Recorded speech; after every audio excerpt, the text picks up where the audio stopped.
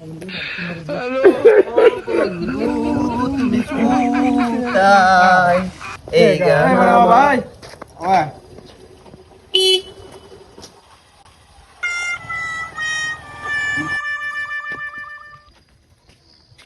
এই বেটা তোর বাবু তো ফাজিল কেনে। দাদা এটা কি তা কইলা এবার?